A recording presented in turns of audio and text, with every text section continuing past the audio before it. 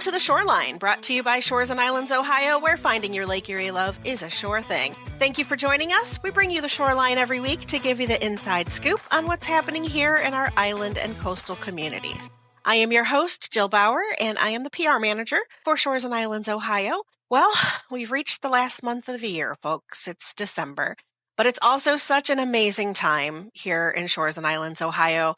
We've got a ton of events coming up to celebrate the holiday season, Christmas markets, community celebrations, Hallmark holiday moments, festive lights, and so many ways to make memories. We also encourage you to support local businesses and spend your gifting dollars on special and unique gifts that you can't find in the big box stores. Shop local with us this holiday season. Be sure to follow along with our hashtag Shop Local series that we're doing right now on our social media channels. Our new social media manager, who I hope to introduce to you all soon, Megan, she has hit the ground running, and we can't wait to have her on the podcast sometime early next year to talk about all of our plans for 2025. But again, hashtag Shop Local will give you all of the details on places you can support locally this holiday season. And as always, you can find all of those special events on our special events calendar, and you can find the links to all of our social media platforms online at shoresandislands.com. Today on The Shoreline, we're going to learn about a relatively new business, which is an offshoot of a family farm business. And they also have a very cool holiday event coming up this weekend. Joining us today from Mulberry Creek Winery is Ben Langan. Ben Langan is the eldest son of Mark and Karen Langdon, who has recently started a winery at his family's farm as his way of carrying on the family's legacy as the fourth generation. He is a Kent State business graduate whose study abroad opportunity in Germany formed the first sparks of passion, which led him to a degree in winemaking.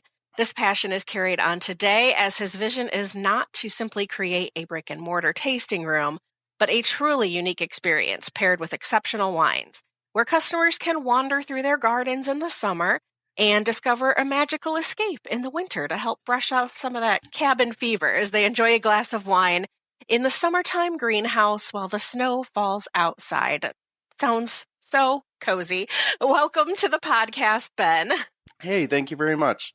Of course, we're so happy to have you. So first, if you could talk a little bit about your family history in farming and the herb farm and how you got involved with your family business. Family history, ironically, goes back to Germany in the mid-1800s. So my mom's side were actually grape growers themselves who immigrated over to the U.S. And the reason why we suspect that happened was around that time we introduced American grapes to Europe, which ended up creating a little mini famine that ended up wiping out a ton of grapevines. Oh. So yeah, family moved over here. They became farmers.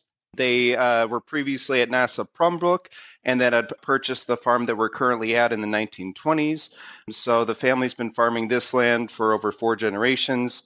So we're just shy of a 100-year-old family farm. Well, and it sounds like you also come by winemaking naturally then, if it's kind of in your heritage. So what made me interested in winemaking specifically actually goes back to my study abroad opportunity in Germany, as you mentioned. So that's where I found out there was more than just cheap Ferrantia box wine and Natty Ice beer. Give me a time frame. What years were you in Germany? This was 2018. Okay. 2017, 2018, studied abroad in Germany, fell in love with not only Germany, but different forms of alcohol. Came back to the U.S. to finish up my first 2 degrees in business. And so we had to come up with some hypothetical businesses. What I looked to start up on, or one of them was a winery, as kind of a fun idea of, hey, this might be a chance to take over the family farm. Ended up entering that into competition. Did pretty well, but didn't quite make it. While they said my passion and my details are great, it might be a little too overly ambitious. I forget exactly what it said, but it's roughly around those lines. That sounds like a challenge to me. Challenge accepted. Exactly. That to me, I took that as a kick in the pants of let's see if I can show them. So I ended up graduating in 2020. Obviously, 2020 was 2020. So it was like, hey, where do I go forward with my life? Looking up different opportunities and decided, hey, let's actually look into pursuing this winery idea. Decided to go back to school to get an enology degree in winemaking with the idea that, hey, even if I am myself not going to be the winemaker, I should still have a fundamental understanding of the actual process with the idea of being able to understand the most complex job to the simplest job. And you worked at some other wineries in between to learn the craft? So I had first got my internship at a place called Lorello's in Geneva under a gentleman named Brad Indo, who is now actually just taken over Guinea and Owen in the last couple of years. Oh, how He was cool. doing a great job getting them back up. I then was helping out at Corey Hill for a couple of years, experimenting, getting some fun fruit wines going for them while helping them get through the whole winemaking process, and then decided to start up the family farm here. The reason for starting up here as a family farm is I wanted to find some way to take it over. So my parents have always fallen under two philosophies. One, you can inherit the land. You can't inherit the family business until you find some way to make it your own. So the reason for that goes off of a German philosophy. First generation creates it. The second generation maintains it. Third generation destroys it. Even if they're not around to see their baby die, they still don't want to see it wither on the vine. And the other reason for that is they want to find some way that we have to reinvent the business and have passion for it, not so much with the idea that, oh, if you love what you do, you don't work a day in your life. That's kind of a misnomer. It's more so you can put up with the long hours and the low pay kind of thing. Yeah. You got to love what you do in order to kind of get through the first couple of years. Tell the listeners what the family farm entails. Like before there was wine there, what were they growing and what were you selling there? So before then, I guess back in the day, some decades ago, in the 30s through roughly 80s, we were a combination of steer farmers, grain farmers, vegetable farmers. Roughly in the 90s, my parents decided to start up an herb farm. That was their primary passion. Now, they still did vegetable farming where effectively cheating, where most people only have a small bed. They would do roughly 1 to 2 acres with my grandpa pretty much farming it with the tractor. So not the traditional type of gardening. They've continued on that legacy where our herb farm today is one of the last remaining certified organic nurseries in Ohio. Oh, wow. And we boast probably the most amount of varieties in Ohio, if not our side of the Mississippi, at more than 1,400. So what that means is that if people are thinking of basil, thyme, sage, oregano, we have over 25 different kinds. It's what flavors are you looking for, not what plants you're looking for, and everything from the world's hottest pepper to the world's smallest daisy. So it's kind of a fun opportunity there.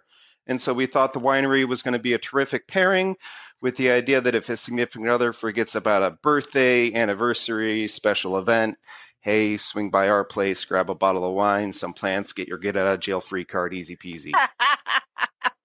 Sounds like maybe you've been in that boat before. It sounds like.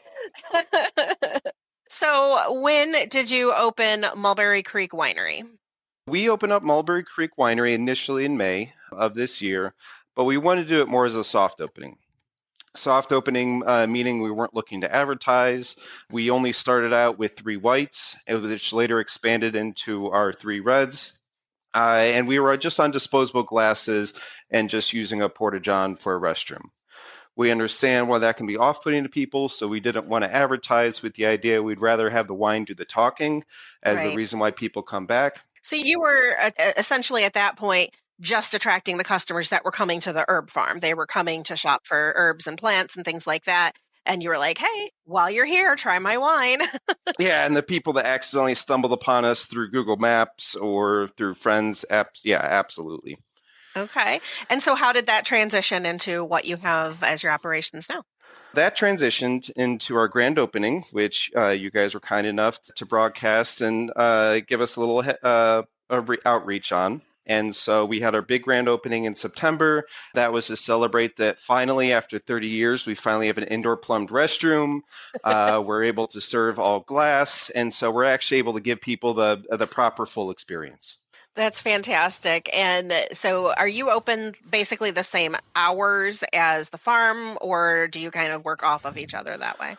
We work a little bit off each other. We're actually open later than the farm. So right now the farm is only open by appointment, and then the greenhouse technically closes after the first week of December.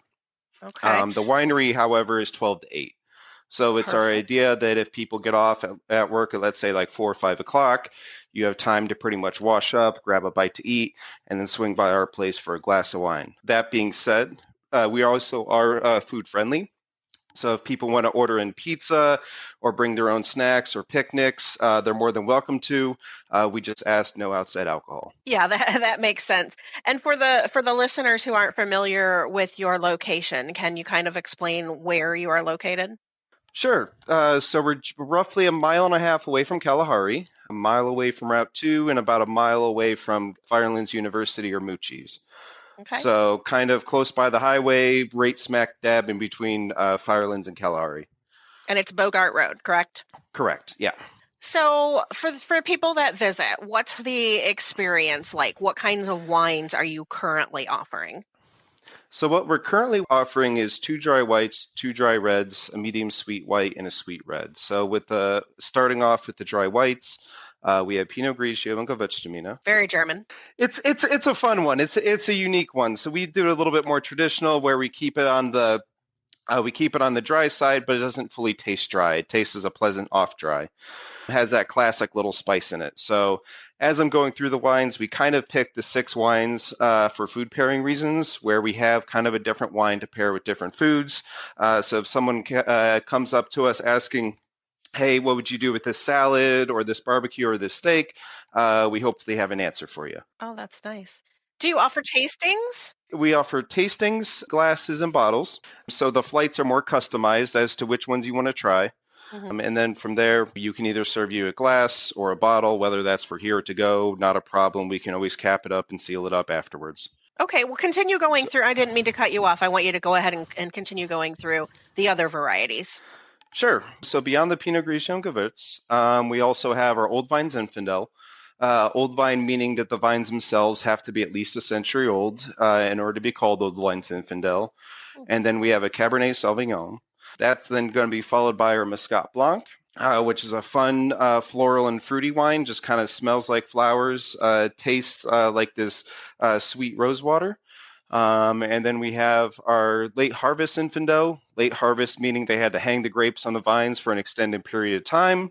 And then when we pull it off and ferment it, we stop it early so it has residual natural sugar in there. So we're not adding any sugar when it comes to the late harvest Zinfandel. So right now, all our grapes are going to be sourced from the West Coast. So our Pinot Grigio and Gewürztraminer are going to be from Columbia Valley, Washington. Our Cab Sauv is going to be from Red Mountain, Washington. And then our Zinfandels and the Muscats are going to be from Lodi. Now, this hopefully in the coming month, we'll be releasing our first 3 fruit meads.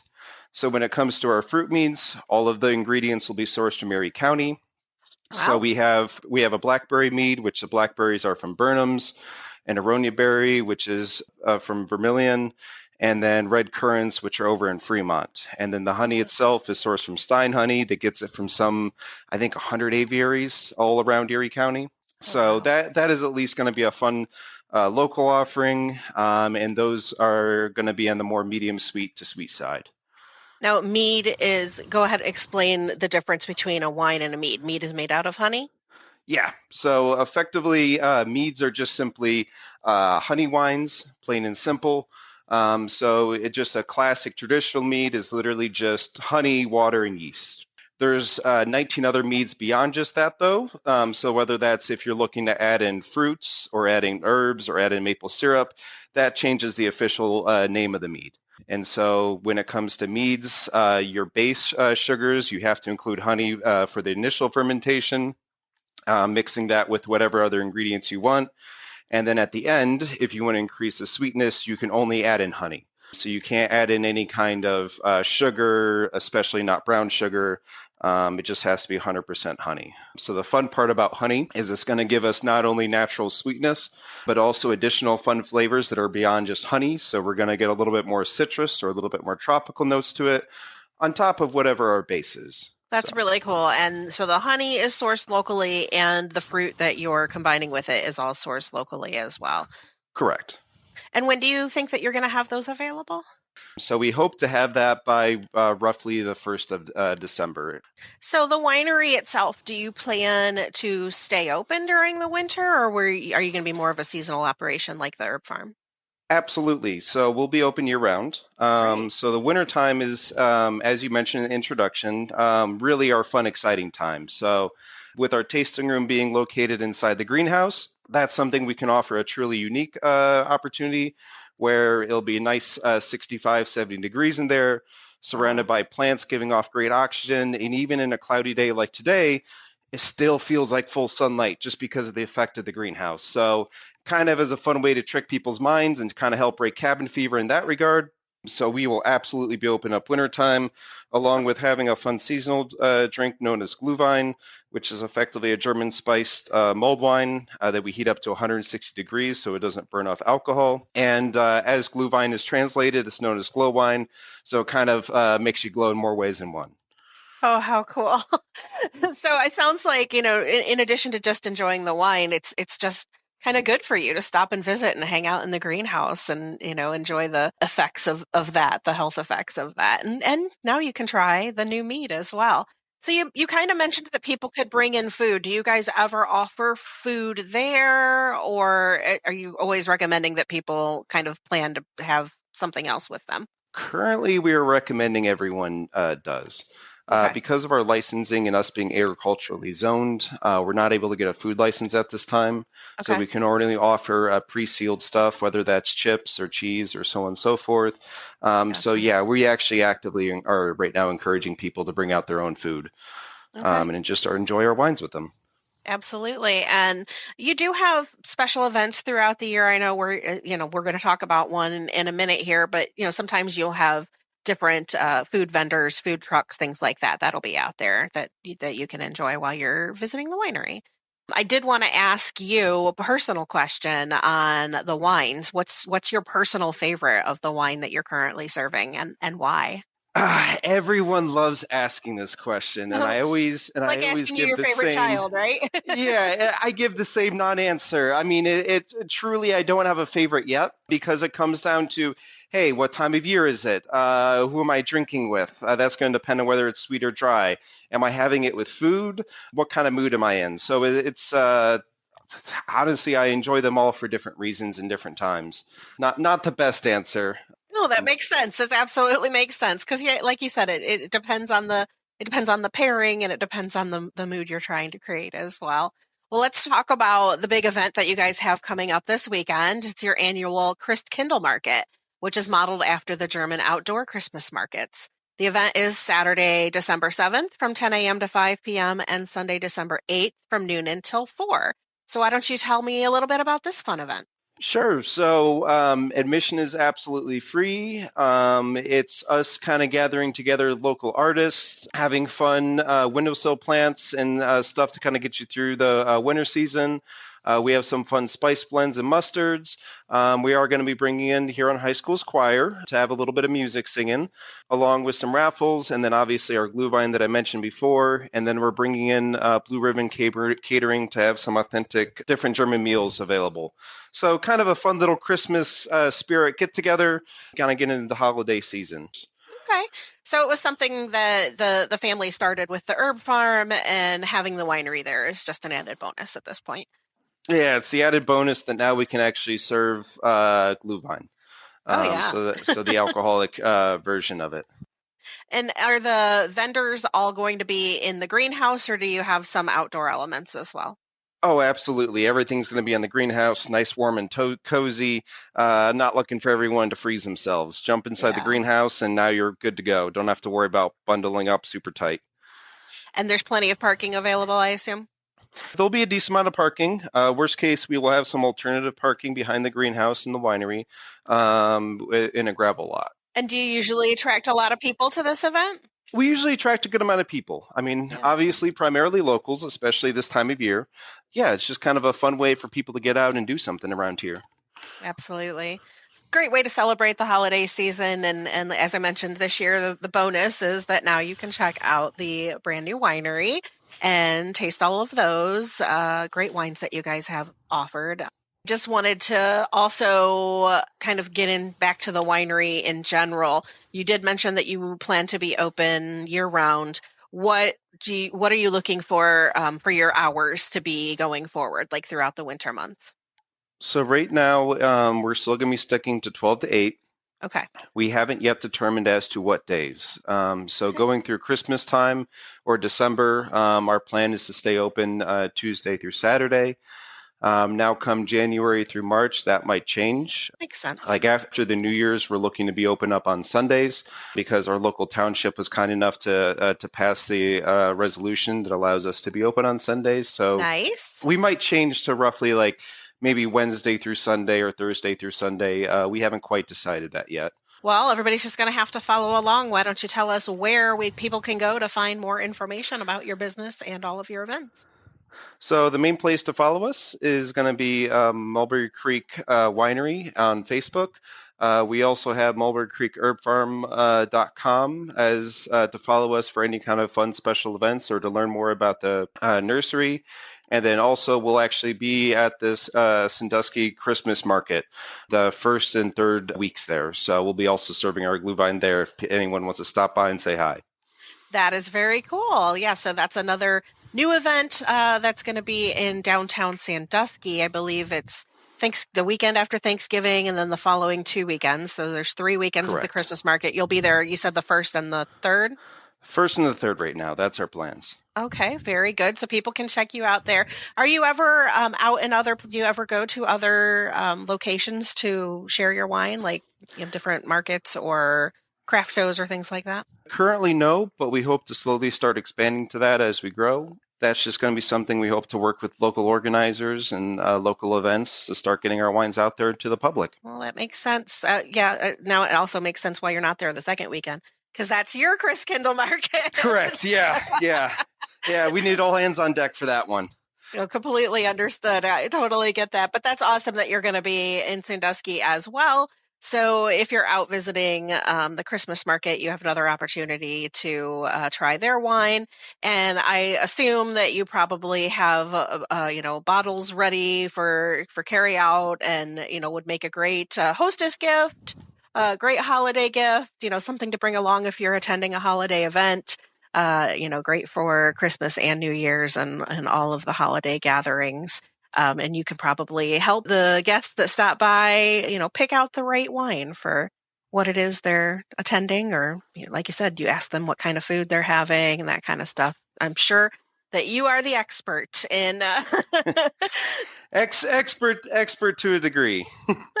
The one thing I will finish up by saying is, hey, just because I have a degree in winemaking doesn't mean by any means I'm better than other winemakers. It just means that hopefully I've been able to avoid 10 years worth of mistakes and be able to somewhat run before I can walk.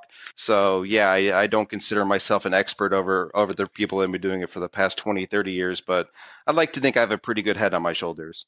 Absolutely. And it sounds like you have great plans and hopefully, with the meads coming out as well, kind of product expansion, and you never know what's going to happen down the road. We'll have to keep following along and seeing maybe your wines will, get out into the, neighborhoods and never know, might be world famous Mulberry Creek wine someday. Absolutely. That's the dream and hope, and would love to have you guys come out sometime. I also love that you are, complimentary and working well with all of the other local wineries, and you have joined as part of the Shores and Islands Cheers Trail. So people can stop there. If you're not familiar with the Cheers Trail, that's another, you go to shoresandislands.com and click on the trails or under wineries to find out about that. But it's basically a check-in app on your phone where as you visit the different local wineries, you can earn points for stopping at the different places. So make sure that Mulberry Creek Winery is one of your stops this holiday season. And if you can, get out there this weekend for the Christkindlmarkt. Ben, can you one more time give folks the website for more information on your business? So it's going to be mulberrycreek.com for all our events regarding both the greenhouse and the winery, and then Mulberry Creek Winery on Facebook to see us for any of our events or updates. And we'll hopefully see people out for the Christkindlmarkt December 7th and 8th. Awesome. Looking forward to it. Thanks to Ben Langan of Mulberry Creek Winery for joining us today, and thank you for listening. If you enjoyed this podcast, please be sure to like and subscribe wherever you listen to podcasts so you don't miss a minute of the action here in Shores and Islands, Ohio. You can also find more information, including past episodes of The Shoreline, online at shoresandislands.com. And we will see you next time on The Shoreline.